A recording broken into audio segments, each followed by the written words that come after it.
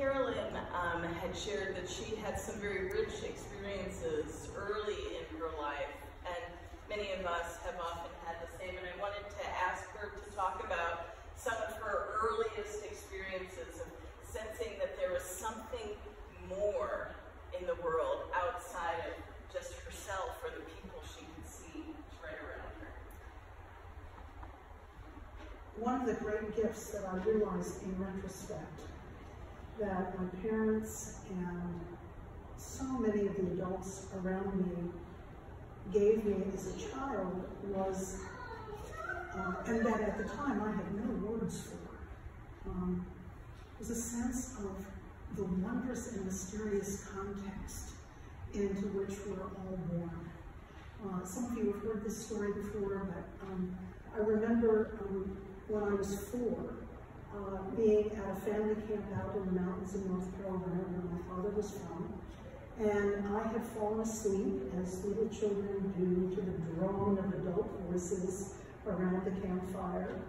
And at some point, my Uncle Randall scooped me up in his arms and said, "CB, wake up." And I was like, what's going on? And everything was really quiet. The coals, had burned down in the fire. And he walked me through the woods up to the mountain ridge to the clearing. And he said, "CB, look up." And I looked up, and it was the Milky Way, spectacular, like that road or ribbon in the sky, if any of you have ever seen it, where there's not a lot of light pollution. That spot now has some light pollution, but back in 1955, it did not. And I just looked up, and I knew I was looking at stars, but I also felt deeply that whatever the world was, it was wondrous and amazing and beautiful, and I was in it. And that feeling of wonder and beauty, which got reinforced again and again as I was growing up through travels that I did with my family, through hikes, through camping, it just reinforced over and over and over again. And I got tuned to observing it in small things and in great vistas as well. It just lifted my heart. My father grew up in the mountains and was very, very attuned to the forest, to the woods. And he's the one who began teaching me to sit very stillly, which was hard for me. I just tell you, it was hard. Boisterous, bouncy, run around, let's do this, let's do that. But I remember Daddy once saying to me, "Oh, look, there's a bluebird in the tree." And I was like, where? And I'm spinning around, and he was like, "Be still. And look, over there." And I would say, "Where, Daddy? I don't see it. And he would say, "Keep looking. Keep looking." And finally, I could discern the bluebird. So that was a tremendous gift of paying attention and noticing. My mother, who was raised in Philadelphia in a German-speaking Lutheran church, was also raised going all through Quaker schools. And she became the leader of my Girl Scout troop. I was a Girl Scout for 10 years. One of the great gifts, other great gifts in my life. And because it was my mother, we spent almost all of our time outside. We did all the outdoor badges, all that stuff. Learned skills early on. Tell me a knot, I can still probably do it in my sleep. But I remember at the Girl Scout camp in Guilford County, North Carolina, that we went to several times a year. There was a place that was known as the Green Cathedral. And the pattern was that you would go there with your troop, single file, and there was a blaze on one of the trees, and after that point, everyone had to be absolutely silent. So reverential silence. And we would file in there, hushed and expectant.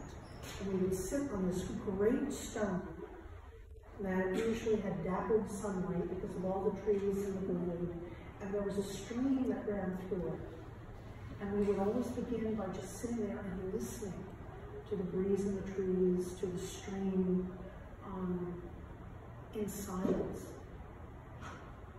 And then there would be some readings, and then we would settle into silent reflection again. And I began there, I think, to appreciate how important it is to sort of open the senses to the world around us, and to listen to the world, and also to listen to what was going on inside me. I wasn't very good at that, I have to admit, actually at all at that point, but I sort of got that I was supposed to be doing something besides just listening to them. So those are some of the things. Thank you. And that sense you had at a really early age, looking at the Milky Way, of sort of the connection of all things, really led to a focus on social justice, starting as early as high school. Can you talk a bit more about that? I can. I've mentioned North Carolina, that's where I grew up. And I grew up there in the 50s and 60s. So that means that I was smack dab in the middle of American apartheid. Segregation was a reality. And I think, thanks to a lot of the sensibilities that I got from my parents, I knew that it was just terribly wrong. When you're a little child, you don't know how much, what you can really do about it. Those of you who remember the sit-in at Woolworths in February of 1960, that was the Woolworths that I shopped at with my mother. Back at the time when you got dressed up to go downtown and go shopping because there weren't shopping centers. That's how old I am, okay?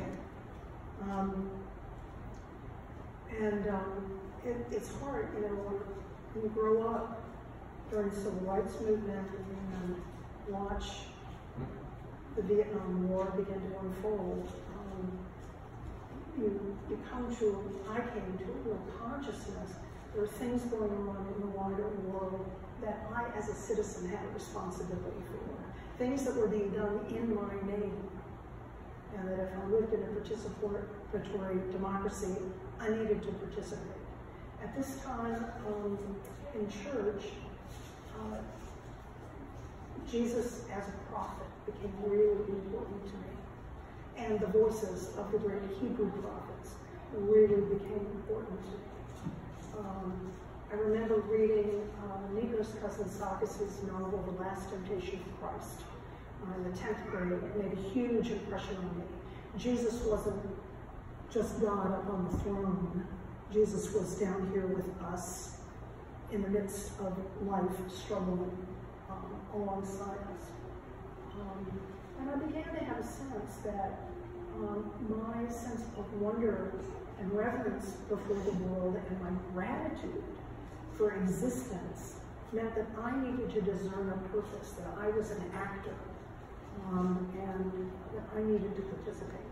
So I did what any teenager of conscience would do. I got together with my friends and we started an underground newspaper at my high school because the principal had said that nothing about current social issues or politics could be written in the official high school newspaper, right? We gotta keep things calm. So as far as I know, we never got caught. Never figured out who did it. I don't know if Mr. Rao, the principal, really didn't know who did it, but anyway, we never got hauled before the powers that be. I began doing theater of political and social justice import and stuff like that. And that carried on for me into college, where I became the chairperson of the committee to end the war. Among other things, I led a demonstration at West Point, which was just down the road from my college. And full disclosure, there I argued for an hour and a half with a West Point cadet. At the end of our discussion, he said, "Boy, you've really done your homework." And I said, "Yeah, you really have too." He said, "Are you as hungry as I am?" And I said, "Yes, I am." He said, "Come on, I'll buy you a burger." And we dated for the next 2 years. That's a great story. So, you know, and this listening and talking to people who have differences and who really disagree was something that, and the contemplative process of stilling and listening and noticing really came out in Carolyn's life a lot when she began working at George School. So will you talk with us a bit about that experience of going into worship the first time, sure, and what that experience of being in a practicing community was like for you? Sure. After college, I worked for a year in publishing. The pen is mightier than the sword. You know, that was how I was going to change the world in New York City. And I discovered a few things really quickly. I didn't know how to live in a big city. I was just overwhelmed. All the things that excited me about New York very quickly overwhelmed me. I just didn't have the filters. Those of you who are city people, you know, you kind of grow up with filters so that you can bear it all. I didn't have any of those. I also discovered that publishing was a bit more of a cutthroat business than I was prepared for. And I longed for community. And I found my way to a job at George School, teaching English, living in the dorm, and being an assistant dean. And I found my way to a Quaker school because I knew about their historic commitment to peace and social justice. So I was kind of ready for that. I thought it would be a very congenial community for me, and I was right. But there were two things that I really wasn't sufficiently prepared for that proved to be huge revelations to me and are the foundation for all of that social justice and peace stuff that I really like. The first was meeting for worship. I walked into a meeting for worship the first time at George School. They do it twice a week there, during the week, in the middle of the academic day. Everything stops, and people go and sit in silence. Teenagers, like hundreds of teenagers, sit in silence for 30 minutes with their teachers. The first time I went into there, I was like, what the heck is this? Who's leading this? Right? What am I supposed to do? I have a to-do list as long as my arm. I am a teacher. I should be, you know, doing, I can think of a million things that I could be doing instead of wasting my time sitting in silence and trying to encourage the kids around me to be silent, because they don't want to be silent either. Being a college-educated person, I said to myself, okay, I'm in this Quaker community, I need to figure this stuff out. I need to understand this. So I did what any, you know, literate person does. You start reading about it, right? You start reading about it, try to understand it, and that helped. But really, it's the practice that helped. Going in community, the support of other people around you, also trying to be still, and doing what Quakers call centering down, letting all of the surface voices of your life still. That was really hard for me. I was really living on that surface. Letting it all still. Physically still, but really shutting up. Hard for me. And listening for something deeper and truer and more essential within. And of course, what I discovered at the tender age that I was, my early 20s, was that I was really restless, that there was a lot about myself I didn't know, I didn't fully appreciate how incredibly task-oriented and productivity-oriented I was. And I didn't realize the stuff that could come out of the depths of me, and indeed of my students, when we all sat down and shot. It was an absolute revelation. And of course, what I learned is that what Quakers historically have done is take what mainstream Western Christianity did, the separation of contemplation and action, and pull them together in a lay community. Listening with this profound faith that the Spirit of God is always there if we can attune our hearts and minds to the presence. And that it's not that God is absent, it's that we're not paying attention. And we need to learn to do that. And that silent meeting for worship was a school of learning to pay attention. And I learned that meeting for worship is held not just on the basis of silence, but on the basis of silence and obedience. And I didn't like the word obedience very much. I don't want anybody to tell me what to do. But the deep faith is, again, that the Spirit is leading and guiding us into action in the world. So that was a real revelation to me. And my experience over 40 years at that school has really deeply grounded me in that kind of contemplative practice that's deeply wedded to action and behavior in the world. And I want to pull two things out of what Carolyn was saying. The first is that, I think many of us who know Carolyn think, well, she's just always someone who's been very spiritually oriented, so that's why she's so fabulous as she is. That's enough. And the sense that, who Carolyn is has emerged out of decades of this practice and returning to this practice. And the second is the impact it has on individuals when a whole community comes together committed to that kind of practice. And I think of Sam's funeral as a really beautiful example of that, because for those of you who were here, part of what we did was sit in silence for a period of time and give people an opportunity to, led by Carolyn, to stand and to share or to sit in silence. And I've done that before in other services, and I have never had such a profound sense of the Holy Spirit and of people listening as I have in that service. And it was palpable that the people who were here, many of whom were from George School, were very practiced in being able to do that. And will you share with us, Carolyn, your experience of being on faculty at George School and how this translates, because these are all wonderful ideas, how they translate when there are very practical decisions being made, and how a community uses contemplative process to make decisions together. This was initially one of the most frustrating things to me about becoming a faculty member at George School. Faculty meetings. Quakers don't hold just business meetings.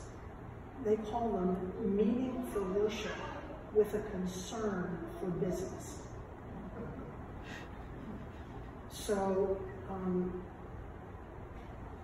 the idea is that all of life is worship, but one has to set the intention to do it that way. So, like meeting for worship, business meetings were held on the basis of silence and obedience to the Spirit's leadings. So, when imagine at least 60 faculty members from all different backgrounds, but maybe 20% Quaker, maybe. But all of us trying to be committed to this process and trying to understand what's going on. We didn't vote on things. And we didn't debate as such, you know, with me saying, well, I figured this out, this is what we need to do, and you know, Porter, you're wrong, what we need to do, you know, your point of view is totally off base, and, you know, and then Porter would argue, and it's like, not debate like that. We talked, we discussed, we explored, we questioned, and I'd be sitting there thinking about that to-do list. I've got papers to grade, lessons to plan, parents who expect me to call them back, progress reports to write, kids waiting for me to counsel them in the dorm after check-in. Can we just vote on this darn issue that we've talked about for an hour? There's got to be a more efficient way to do this.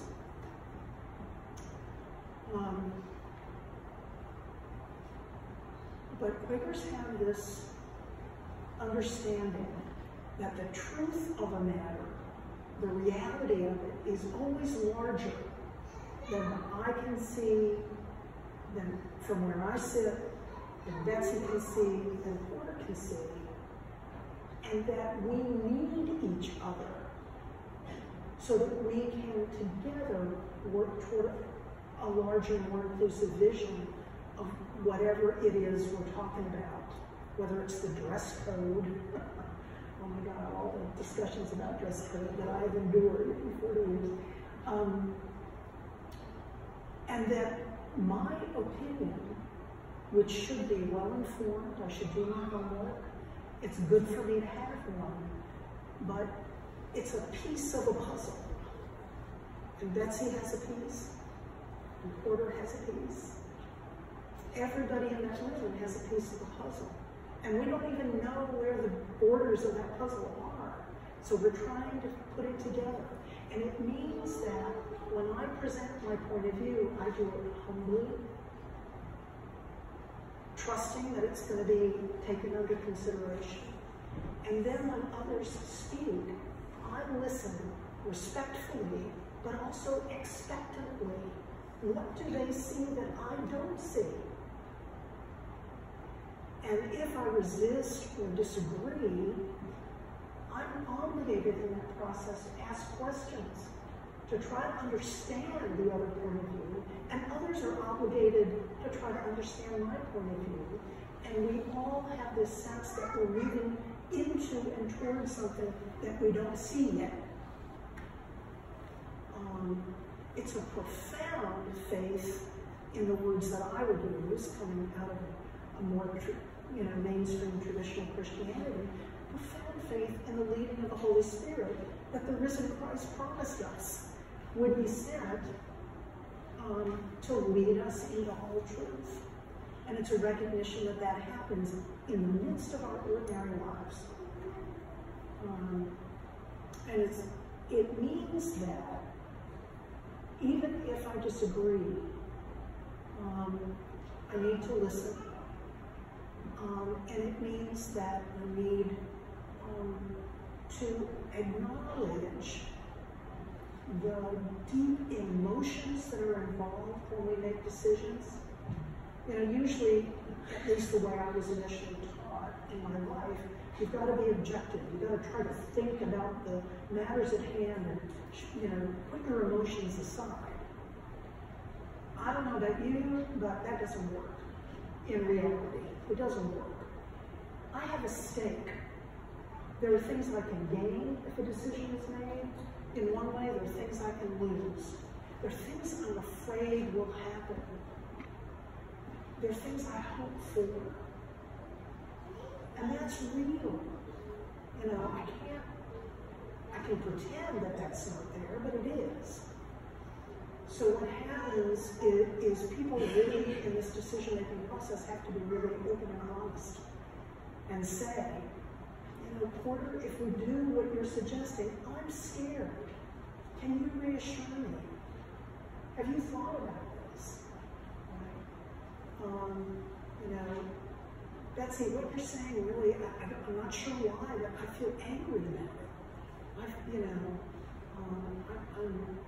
I'm afraid we're going to lose something or whatever. I'm charged with examining my own resistances and trying to help other people examine and understand theirs. And it means that sometimes I have to admit after listening, that maybe what's best for the community now isn't what I want. And I have to let go of what I want and trust that the community's direction is the best we can do. And that is humbling. It's very kind of ego deflating, which is what a lot of spiritual practice is about, is puncturing our egos, right? So that kind of form of decision making, and I have to say it doesn't always work very well because human egos are very strong. But when it does work, a wonderful thing happens. Even though it takes a long time to get to the decision, Quakers believe that if you front-end load all of that messiness and all of that emotional reality as well as the thinking, that then it's much easier to implement the decision. Because when we come to a sense of a meaning, everybody can move forward. Even if everybody's not equally happy with the decision, everybody's on board. This is the best we can do now. So you don't get the passive-aggressive sabotaging, the grumbling behind everybody's backs, the gloating, we won! You know, and the resentment we lost. All of which destroy community. All of that stuff destroys community. And even though I've disagreed with Porter and maybe come to tears trying to understand, he and I can walk out arm in arm and feel some tenderness about our kind of common humanity in struggling to make these decisions. Decision making like that increases intimacy and trust and is profoundly community building. It is very easy, however, to subvert it. It takes a lot of discipline and, in my experience, a really good presiding clerk who can help keep people on task and hold people accountable and help people participate constructively in the process. That, honestly, sitting in those meetings and in other meetings, similar discipline committee meetings, the greatest school of patience in my life. And often really hard for me. I mean, I can't tell you the number of times that I was in tears in a meeting, trying hard to listen, to myself and understand why I was having such a hard time. And I'm so grateful in so many ways for Carolyn, that she's here in the community, and that she this year has agreed to be part of the Vestry, in part to help the leadership of the church and the whole congregation begin to live into a more contemplative process for listening to each other and making decisions. We started with Bill Condrath coming here and talking with us about, as Carolyn mentioned, acknowledging our emotions. That when somebody says, I want and I long and I yearn for this, it usually comes out as, why don't we do this with this program? And then somebody else who says, no, that's a terrible idea, we shouldn't do that, is often feeling, but I like what we're doing here and I'm afraid of losing it. And then each can get angry with each other. Because you don't see how people are longing for something else, you're being selfish. And this is so small-minded of you. And because you're asking me to give something up, you're being selfish. And so each side feels right. Each side, Bill Condrath talked to us about the difference between intent and impact. Each side wants what's best, what they think is best, what they think is right for the community. And when we're locked into our position and don't, as Carolyn says, see the whole community as having pieces of the puzzle coming together, we get locked in all of our conversations. And I think most importantly for this church too, because my earliest experience working with a consensus type process was when I was in college and a bunch of college students were running a multi-million-dollar business together by consensus using Quaker process.